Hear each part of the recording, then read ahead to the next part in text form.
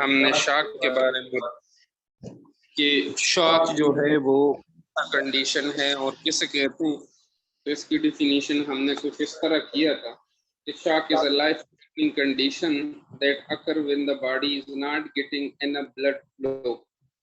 ये एक life threatening condition है, मीन जानलेवा हालत है जिसमें क्या है कि when the body is not getting enough blood flow, जिसमें बॉडी जो है उसका ब्लड फ्लो जो है वो काफी नहीं है, टिश्यू तक ब्लड जो है वो सही तरीके से नहीं पहुंचता।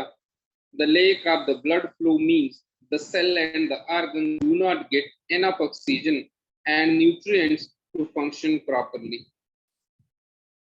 ब्लड फ्लो की कमी की वजह से सेल और ऑर्गन को काफी मिकदार में ऑक्सीजन और न्यूट्रिएंट्स नहीं मिल रहे हैं, जिसके रिजल्ट में वो प्रॉपर फंक्शन जो है वो परफॉर्म नहीं कर सकता। Many organ can be damage as a result. इस वजह से बहुत सारे ऑर्गन्स जो हैं वो डैमेज हो सकते हैं। Shock requires immediate treatment. Shock जो है वो इमीडिएट ट्रीटमेंट जो है वो उसको चाहिए and get worse very badly, और ये बहुत जल्दी से जो है खराब हालत में जा सकते हैं। तो अगेन जो है इस पे शॉर्ट डिस्क्रिप्शन किया हुआ है कि शॉक जो है वो एक डेंजरस कंडीशन है जिसमें ऑक्सीजन जो है वो नहीं होता ब्लड में या उसका मिकदार कम होता है, जिसकी कमी की वजह से वाइटल ऑर्गन्स को जो है ऑक्सीजन सही नहीं मिल रहा। और वाइटल ऑर्गन हमारे पास ब्रेन है एंड साथ में हार्ट भी मौजूद है। caused by anything that significantly reduce blood flow, ये जो है किसी की वजह से भी जो है किसी भी वजह से शॉक जो है वो आ सकता है जो कि ब्लड फ्लो को रिड्यूस कर सकता है। लाइफ थ्रेटनिंग इमरजेंसी भी है एंड क्विकली और ग्रेजुअली, दोनों कंडीशन में या तो डायरेक्टली तेजी से या बहुत स्लोली जो है आहिस्ता आहिस्ता शॉक आ सकता है। Always call medical emergency number for victim in shock. और आप जो है इमरजेंसी मेडिकल कॉल भी कर सकते हैं अगर विक्टिम शॉक में है।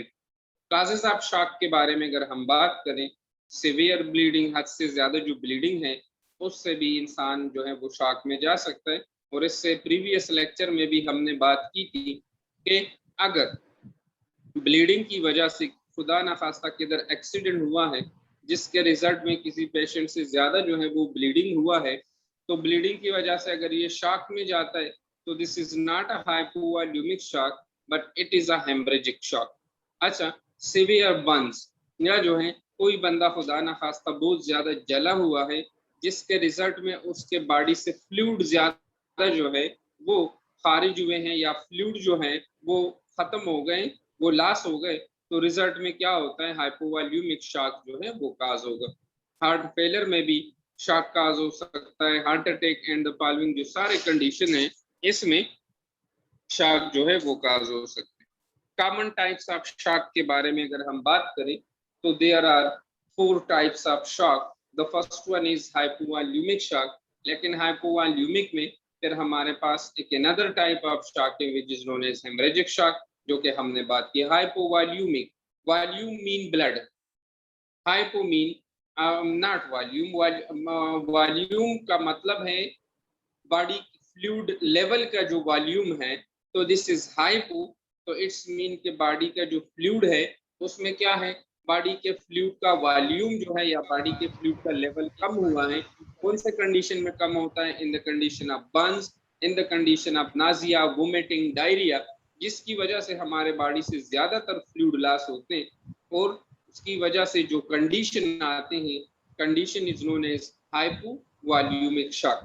कार्डियोजेनिक शॉक जो है हमारे पास नेम से जाहिर है कि अगर हार्ट की फंक्शन में कोई डायमेंशन या जो है कोई एबनॉर्मेलिटी या कोई इम्पेयर्ड मौजूद हो, तो इसकी वजह से अगर कार्डियक या हार्ट में, कार्डियक मसल में कोई एबनॉर्मेलिटी, कोई पैथोलॉजी मौजूद है जिसकी वजह से इंसान शॉक में जा सकता है, तो उस कंडीशन के शॉक को हम कार्डियोजेनिक शॉक कहते हैं। न्यूरोजेनिक शॉक एज नेम से जाहिर है कि न्यूरोजेनिक शॉक हमारे पास वो इम्पेयर्ड है या वो एबनॉर्मेलिटी है, कौन से सिस्टम में, नर्वस सिस्टम में अगर कोई प्रॉब्लम है, कोई एबनॉर्मेलिटी है जिसकी वजह से इंसान शॉक में जाता है, the condition is known as neurogenic shock. Anaphylactic shock, anaphylactic जो है, एनाफाइलेक्टिक का मतलब है सिवियर एनर्जी, एलर्जी जो है, एलर्जी की वजह से, सिवियर एलर्जी की वजह से अगर कोई बंदा शॉक में जाता है तो इसे हम एनाफाइलेक्टिक शॉक कह सकते हैं।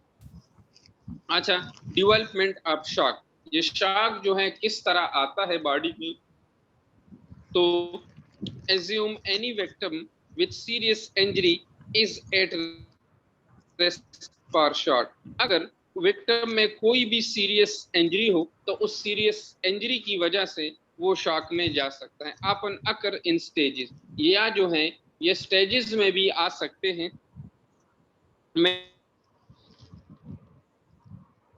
प्रोग्रेस ग्रेजुअली और क्विकली, ये शॉक जो है ये ग्रेजुअली आहिस्ता आहिस्ता भी आ सकता है, एंड आप लोग जो है ये शॉक तेजी से भी आ सकते हैं। अगर कोई स्टूडेंट ऑनलाइन है तो वो सो रहा है तो आप जाग जाएं, क्योंकि आप लोग जो है वो मुझे लगता है नींद में है, क्योंकि this is very important lecture, और ये लेक्चर अगर आप लोगों ने मिस कर दिया तो समझे आप लोगों ने जो है बहुत बड़ा नुकसान कर दिए। अच्छा, विक्टिम अल्टीमेटली बिकम अनरिस्पॉन्सिव, और ये जो विक्टिम है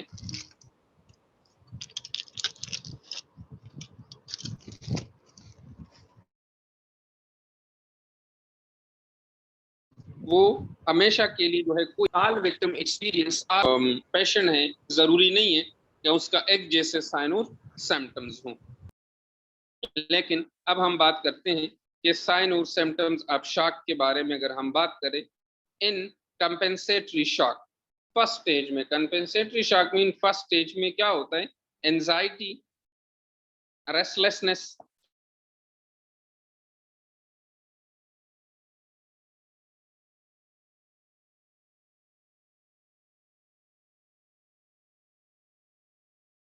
fair, increase breathing and depression होता है, इंक्रीज ब्रीथिंग, और साथ में जो है ब्रीथिंग भी, इसका रेस्पिरेटरी रेट और हार्ट रेट दोनों जो है वो इंक्रीज होते हैं।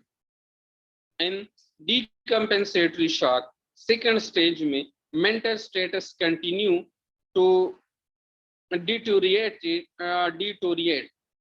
and also the breathing becomes rapid and shallow and heartbeat rapid। इसमें मेंटल स्टेटस जो है वो डिसोरिएंटेड होता है, एंड आल्सो जो है breathing becomes rapid and shallow, breathing जो है वो तो तेज भी हो जाता है लेकिन शेलो वो एबनॉर्मल हो जाते हैं, एक ही रिदम में नहीं होता, उसके रिदम में डिफरेंस आते हैं। एंड हार्ट बीट रैपिड, और इसका जो हार्ट बीट है वो भी तेज हो जाता है, रैपिड हो जाते हैं। स्किन बिकम पेल, स्किन जो है वो बिल्कुल पेल हो जाते हैं। आर एशन, आर फूल, nausea and thirst occur, skin जो है या तो पेल हो जाते हैं या एशन हो जाता है या कूल हो जाता है। तो ये हमारे पास जो है स्किन की इसी तरह कंडीशन है। नाजिया भी आ सकते हैं, and also thirst occur, thirst भी जो है इसमें आ सकते हैं।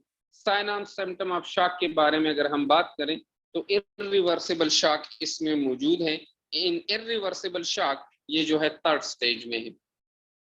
विक्टिम बिकम अनरिस्पॉन्सिव, इसमें जो है पेशेंट बिल्कुल ही रिस्पांस नहीं दे रहा, this is the irreversible shock, और इरिवर्सिबल शॉक जो है वो थर्ड स्टेज है। अच्छा, शॉक्स की ट्रीटमेंट के बारे में अगर हम बात करें तो shocks continues to develop unless medical treatment begins, उस टाइम तक शॉक जो है वो कंटिन्यूस रहता है जब तक मेडिकल ट्रीटमेंट स्टार्ट नहीं होता। कॉल मेडिकल इमरजेंसी नंबर, आप जो है मेडिकल इमरजेंसी नंबर पे कॉल कर सकते हैं। फर्स्ट एड फॉर शॉक, अगर कोई पेशेंट वो शॉक में है तो उसका फर्स्ट एड हम किस तरह करेंगे। Check for responsiveness, normal breathing and severe bleeding and care for life threatening injuries first.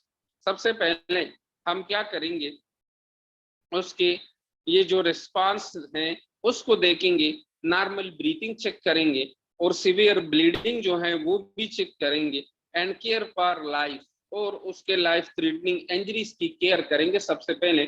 ऐसा ना हो कि उसका जो है एयरवे ब्लॉक है और साथ में हाथ पैर भी खुदा ना खास्ता टूटा हुआ है, आप लोग एयरवे को छोड़ के उसके हाथ पैर के साथ लगे हुए हैं कि उसके तो बोन में फ्रैक्चर है, उसके तो हैंड जो है वो जख्मी है, या उसका जो है कमर टूटा हुआ है। सबसे पहले इन सब बातों से पहले पहले आप क्या करें, उसकी जो है आप एयरवे खोलें ताकि वो सांस ले सके। तो जिंदा है तो बाद में उसकी और आर्गन को देखकर जाएगा, खुदा ना खास्ता अगर वो मुर्दा रहा तो इसके अगर हम उसके बोन फ्रैक्चर की बहुत ही केयर करें तो इसका कोई फायदा नहीं है। And the second one is call medical emergency number, आप मेडिकल इमरजेंसी नंबर पे कॉल भी कर सकते हैं। अच्छा, थर्ड पॉइंट इसमें ये है, victim have victim lie on back and raise legs so that feet 6 to 12 inches above the ground. आप जो है पिक्चर में देख सकते हैं, आप पेशेंट को लेटाएं सीधा जो है, और फिर जो है उसके लेग्स जो है पाँव वो 6 to 12 इंचेस ग्राउंड से ऊपर रखें ताकि ब्लड जो है वो कहाँ पे आ जाए, सर्कुलेटरी सिस्टम हार्ट तक आ जाए और हार्ट जो है बीटिंग स्टार्ट करे। But the breathing unresponsive victim if no suspected spinal injury in a recovery position। लेकिन ब्रीथिंग भी फुट ब्रीथिंग, आप उसमें जो है ब्रीथिंग आर्टिफिशियल जो है ब्रीथिंग भी दे दें। अनरिस्पॉन्सिवनेस विक्टिम, अगर कोई ब्रीथिंग के साथ भी कोई रिस्पांस नहीं दे रहा, if no suspected spinal injury, और अगर साथ में कोई सस्पेक्टेड स्पाइनल इंजरी भी नहीं है इन द रिकवरी पोजीशन, तो आप क्या करेंगे, बी अलर्ट फॉर वोमिटिंग। आप जो है वोमिटिंग के लिए अलर्ट हो जाए। Turn victim head to drain mouth, ताकि वो जो ही वोमिटिंग करें तो आप उसका मुंह जो है वो क्या करें, उसके मुंह से यही जो है वोमिटिंग ड्रेन आउट करें ताकि उसकी सांस की नाली जो है वो बंद ना हो। And maintain normal body temperature, और बॉडी का जो नॉर्मल टेम्परेचर है आप इसको भी ख्याल रखें और मेंटेन करें। अच्छा, शॉक्स इन चिल्ड्रन, ज्यादातर बच्चों में भी शॉक्स आते हैं।